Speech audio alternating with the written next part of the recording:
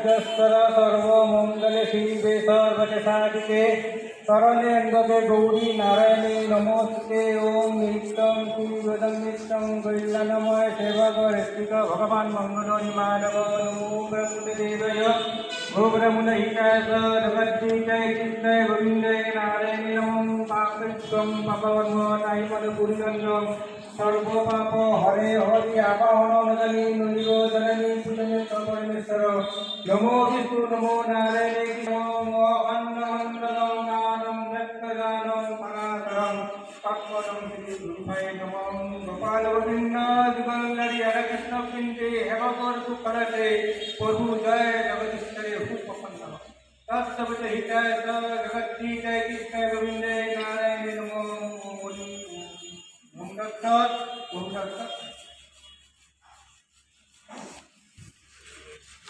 আমি আন্তরিক ধন্যবাদ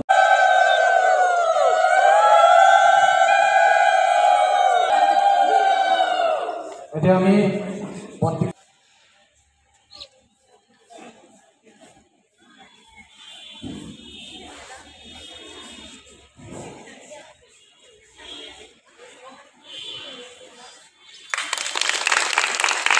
এতিয়া বন্ধু প্ৰজ্বলক সমবেতৰ কল্যাণৰ অৰ্থে সুন্দৰকৈ হয় বৰপেটা হলি বুলি ক'লে গোটেই অসম পগলা হৈ যায় থিয় নাম নাগেৰা নাম ইয়াত এইটো যিটো বস্তু আছে সেইটো নষ্ট কৰিবলৈ নিদিব সকলোৱে একাত্ম হৈ কাম কৰক আৰু মই ভাবোঁ মই আশাবাদী মোৰো প্ৰত্যাহ্বান মই বহুত গ্ৰহণ কৰিছোঁ বহুত প্ৰত্যাহ্বান মই সেইদিনা নলবাৰীত এটা কৰ্মশালা কৰিবলৈ আহিছোঁ এটা কিবা মঞ্চ ওলাইছে তেওঁলোকে মই সেইটোত নাই কাৰণে কৰ্মশালা কৰিবলৈ নাযাবি এনেকুৱা ধৰণৰ কথা মই নাই কিন্তু মই কোনো দল সংগঠন মই এইবোৰক নকওঁ মই অসমীয়া আৰু এনেধৰণৰ কথা কয় উজনিৰ মানুহ আহি নামনিত কিয় আহিব মই অসমীয়া প্ৰথমতে মই অসমীয়া ন এনেধৰণৰ এই বস্তুবোৰৰ পৰা মহিলাসকলে যিটো নাম শিকিছে নাম জানিছে নামৰ তত্ত্ব অনুভৱ কৰক আৰু মানুহ হিচাপে জীয়াই থাকিবলৈ এই বিষয়টোক আগবঢ়াই নিয়ক মই সেইটোৱে ভাবোঁ আৰু ইয়াত এটা সুন্দৰ পৰিৱেশ আজি আমাৰ নামনি অসমৰ এটা বিশেষত্ব কি জানেনে নামত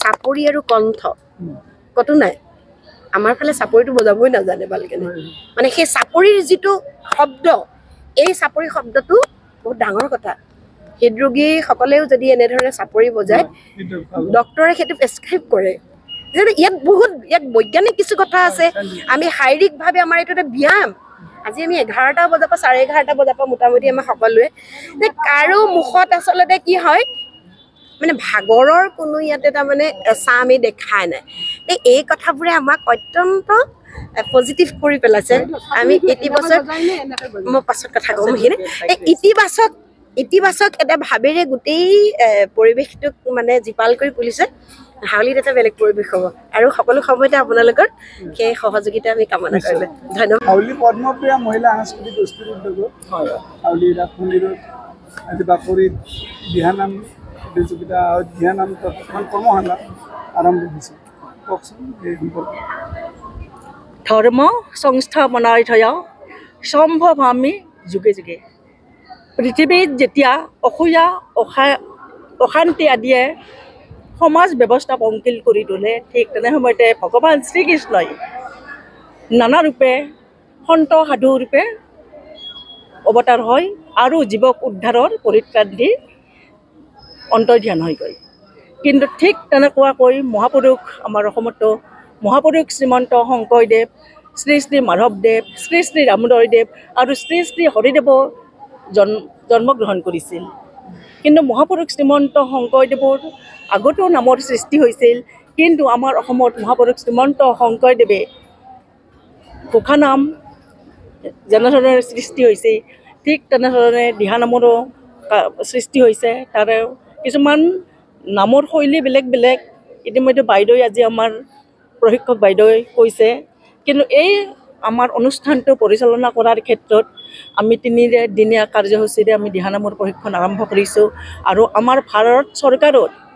দ্বাৰা গুৰু উপাধি প্ৰাপক শ্ৰদ্ধাৰ অম্বিয়া নায়ক কলিতা বাইদেউৰ সহযোগত আজিৰ অনুষ্ঠানটো আমাৰ পৰিচালনা কৰা হৈছে আৰু এই অনুষ্ঠানটোত আমাৰ পদ্মপ্ৰিয়া মহিলা সাংস্কৃতিক গোষ্ঠীৰ উদ্যোগৰ লগতে হাউলিত ক্ৰীড়া সাংস্কৃতিক দিশত এটা সংগঠন ৰামধেনুও জড়িত সহযোগ কৰিছে।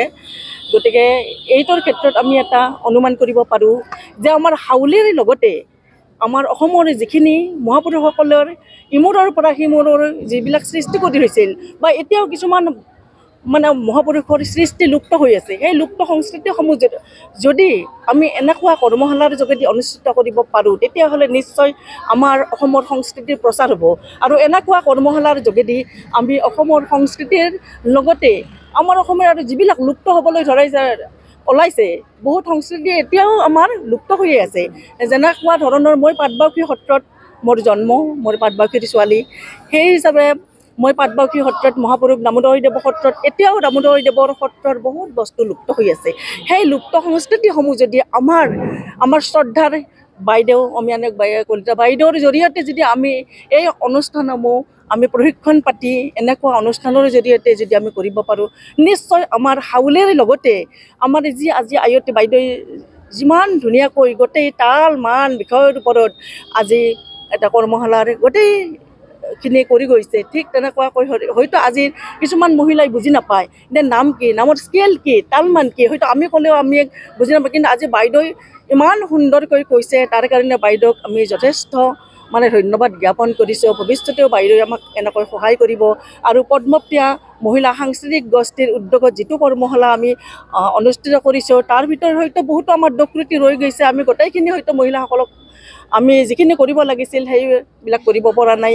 আৰু দূৰ দূৰণিৰ পৰাও যেনেকৈ আমাৰ মহিলাসকল ওলাই আহিছে, তেওঁলোকক আমাক বেয়া নাপায়, কাৰণ তেওঁলোকৰে এইটো অনুষ্ঠান, যিহেতু আমাৰ মহিলা সাংস্কৃতিক গোষ্ঠী, গতিকে মহিলাৰ দুখ বুজিব লাগিব। কোনেও সংগ্ৰাম নকৰাকৈ এই অনুষ্ঠানটো যাতে চলাই নিয়ে তাৰ বাবে মই সকলোকে ধন্যবাদ জ্ঞাপন কৰিছোঁ। আৰু বাকী 2টা দিনৰ কাৰ্যসূচীত সকলোৰে অংশগ্ৰহণ এই চেনেলৰ যোগেদি মই আহ্বান জনাইছোঁ। সকলোৱে যেনে সময়ৰ মূল্য বুজি তাৰ সময়ত উপস্থিত হয় তাৰ বাবে সকলোকে মই অনুৰোধ জনাইছোঁ।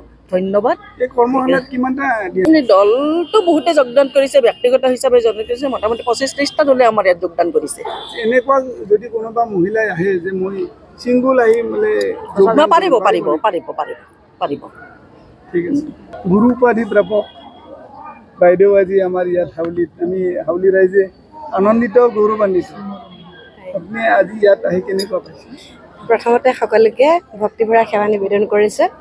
পৰম পিতা পৰমেশ্বৰৰ চৰণত প্ৰাৰ্থনা জনাইছোঁ সকলোৰে কুশল হওক, মংগল হওক, আৰু নামৰ প্ৰভাৱে সকলোৰে মনবোৰ সজীৱ হৈ থাকক, জীপাল হৈ থাকক। আচলতে সেইটোৱে উদ্দেশ্য। গুৰু হ'ব পৰাৰ যোগ্যতা নাই, সেয়া জগতগুৰু পৰম গুৰু আমাৰ শ্ৰীমন্ত শংকৰদেৱ। তথাপিতো যেতিয়া আমি এখন দেশত বাস কৰোঁ, এখন ৰাজ্যত বাস কৰোঁ, কিছুমান পৰিক্ৰমা থাকে, তেনেধৰণৰ চৰকাৰী তেনেকুৱা কাৰ্যসূচী থাকে, আৰু তাতে আমি পৰীক্ষা এটা দি পাইছিলোঁ। কিন্তু সেইটো এতিয়ালৈকে ভবা নাই নিজক গুৰু হৈছোঁ বুলি। তথাপিতো কাম কৰিবলৈ এটা প্ৰেৰণা তেনেকৈ বুলি মই অনুভৱ কৰোঁ। আজি হাউলিৰ এইটো পৰিৱেশ অত্যন্ত সুন্দৰ। বহুতে মোক উজনি অসমত কয় যে তাত কেনেকৈ নাম শিকাবা, এইটো কথাই বুজি নাপায় বুলি কয়। কিন্তু মই জানো, যিহেতু মই আপোনালোকেও চাগে জানে যে বিয়া মোৰ পাঠশালালৈ হৈছে, যে মোৰ ইয়াত এটা টান আছে, মানে আচলতে তেজৰ সম্বন্ধৰে সৈতে এটা টান আছে। তাৰমানে অকল মুখে কোৱাটোকে নহয়, তাৰমানে এতিয়া মই জানো ক'ত কি।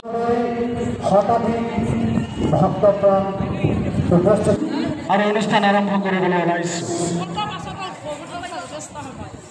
অনুষ্ঠানটোৰ মুখ্য আয়োজক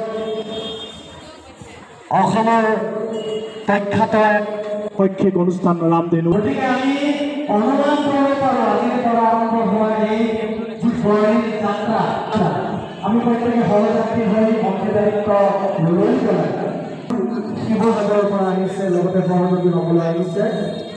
তেখেতৰ ইন্ধনীয় প্ৰাপ্তি আছে, যাক লৈ আমি ইচ্ছা কৰিব পাৰোঁ।